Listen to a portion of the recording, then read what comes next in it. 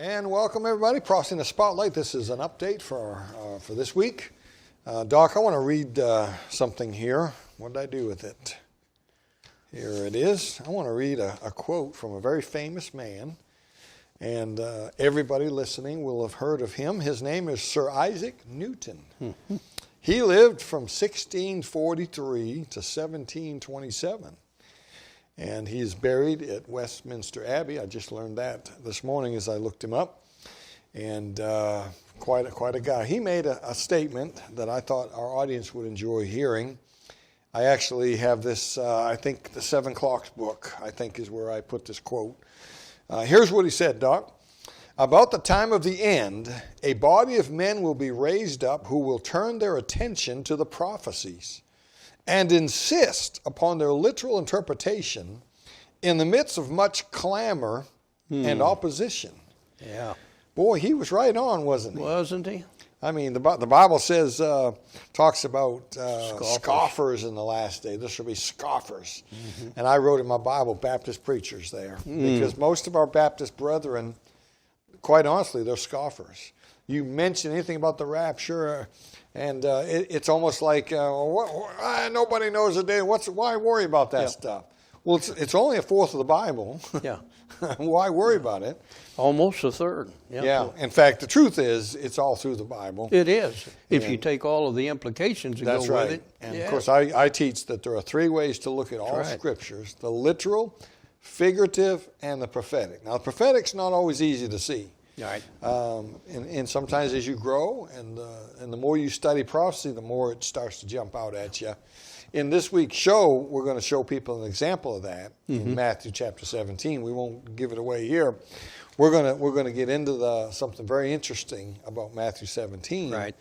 It's a literal story, but it has a tremendous prophetic lesson for us today.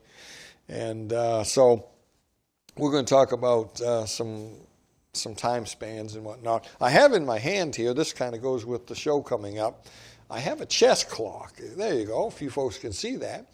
I used to play chess, and I was actually very good at chess. I guess I still am. I just don't play much. But I was on the chess team in high school, and I played in tournaments, and we had a clock just like this. And what this does is, let's say this is my clock here, and I'm sitting there getting ready to make my move. And when I make my move, I press this button. My clock will stop ticking, and my opponent's clock will start ticking over here. Now, they're not wound up, so they're not ticking probably. But so you only have so much time to play the game. So you could either win by getting checkmate, or you could win by beating, his flag falls down. He runs out of time.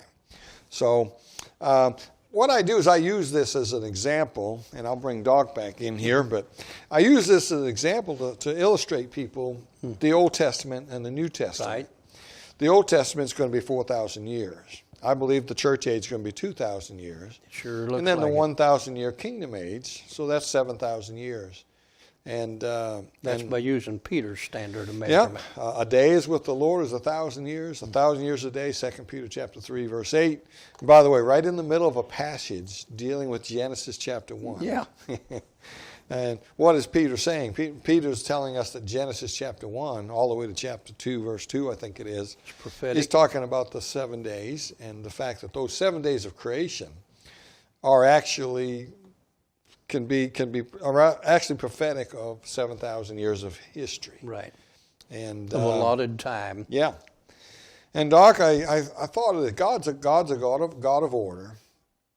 I mean, I think people actually think that God created this thing, but he didn't have an end to it. Yeah. And he figured it out as it went and decided when to end it. That's not true. I believe the beginning from the end was decided when this thing was created. Well, Isaiah tells us that's the case. Yeah. And I believe it's going to be a 6,000-year earth and then the kingdom age. Now, if that makes me a date setter, I'm a date setter. But that doesn't that's simply believing the Bible. Well, that's a date setter if you knew the exact day it started. And you can't. We don't know what year we're in. Now, plus, it's hard to determine, because I think the tribulation is part of the Old Testament. I think it Well, finishes. it's Old Testament economy. It's Yeah. part of the Daniel 490-year 70 prophecy. weeks of turn upon the holy city, Israel, Jerusalem. It's the last 7. And that week hasn't happened yet. So the 7 years floating out there, that when we're raptured, I think that 7 years fills in that final 7 years of the Old Testament. Setting up for the millennial reign of the 7th year. And at the end, right at the end of the 6,000th year, I believe Christ will come on the white horse and set up the kingdom. So, but this is the show coming up. We're going to talk about some of that. We're going to talk about the 6,000-year earth. But we got a special little segment in that we're going to talk about Matthew 17 and the Transfiguration. And I've got some new stuff to add to what's in my books. You're not going to want to miss it. It's coming up in the next YouTube program. Don't forget, we're on CTN every Friday night at 7 p.m. The show. It'll be show number 91, I believe, coming up.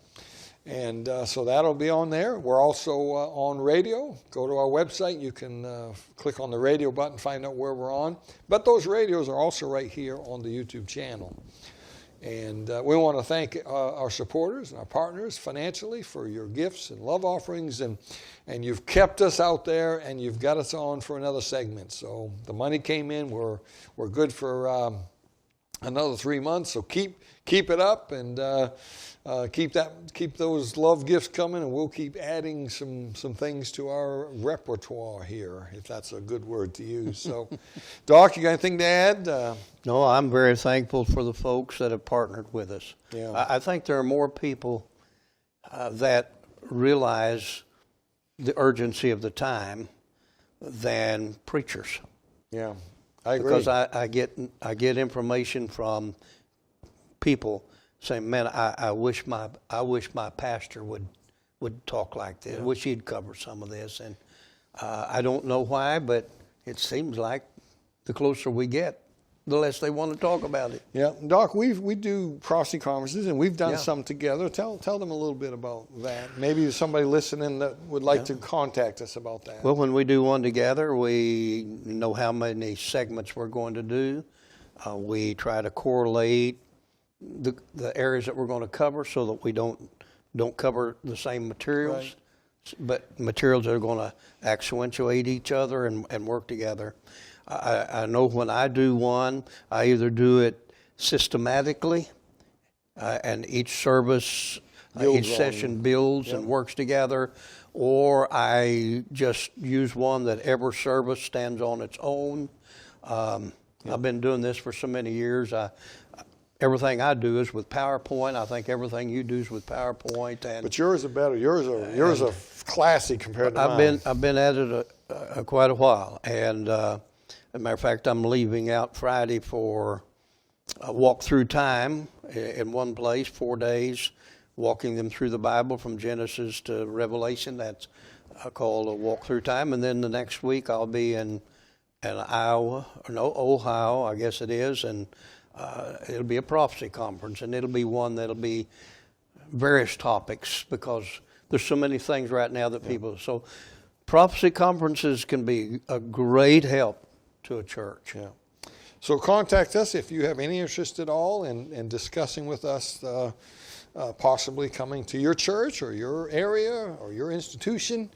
And either one of us or both of us, if you'd like to speak with us about anything to do with a prophecy conference that we could help you with, let us know. Well, until next time, keep your eyes on them skies.